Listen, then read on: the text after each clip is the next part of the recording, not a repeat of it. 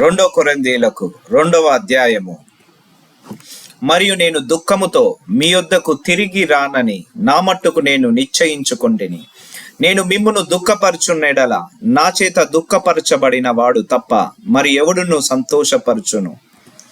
నేను వచ్చినప్పుడు ఎవరి వలన నేను సంతోషము పొందతగినదో వారి వలన నాకు దుఃఖము కలగకుండా వలనని ఈ సంగతి మీకు రాసి తిని, మరియు నా సంతోషము మీ అందరి సంతోషమే అని మీ అందరి యందు నమ్మకము కలిగి ఇలాగూ రాసి తిని, దుఃఖము కలగవలనని కాదు గాని మీ ఎడల నాకు కలిగి ఉన్న అత్యధికమైన ప్రేమను మీరు తెలుసుకొనవలనని నిండు శ్రమతోను మనోవేదనతోను ఎంతో కన్నీరు విడుచుచు మీకు రాసి తిని, ఎవడైనను దుఃఖము కలగజేసి యుండిన ఎడల నాకు మాత్రము కాదు కొంత మట్టుకు మీకందరికీ దుఃఖము కలగజేస్తున్నాడు.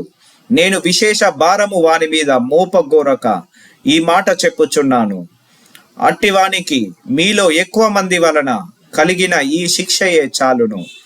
గనుక మీరిక వానిని శిక్షింపక క్షమించి ఆదరించుట మంచిది. లేని ఎడల ఒకవేళ వాడు అత్యధికమైన దుఃఖములో మునిగిపోవును. కావున వాని ఎడల మీ ప్రేమను స్థిరపరచవలనని మిమ్మును బతిమాలు కొనుచున్నాను.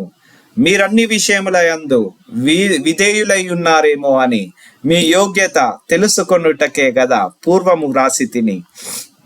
మీరు దేని గూర్చి అయినను ఎవరిని క్షమించుచున్నారో నేనును వానిని క్షమించుచున్నాను.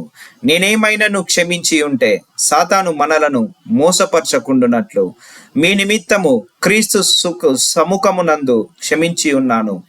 సాతాను తంత్రములను మనము ఎరిగిన వారము కాము.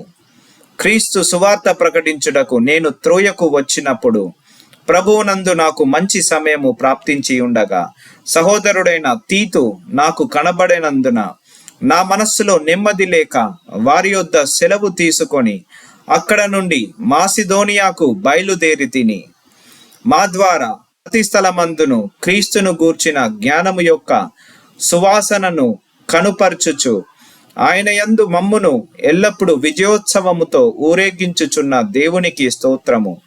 రక్షింపబడు వారి పట్లను నశించు వారి పట్లను మేము దేవునికి క్రీస్తు సువాసన అయి ఉన్నాము. నశించు వారికి మరణార్థమైన మరణపు వాసన గాను, రక్షింపబడు వారికి జీవార్థమైన జీవపు వాసన గాను ఉన్నాము.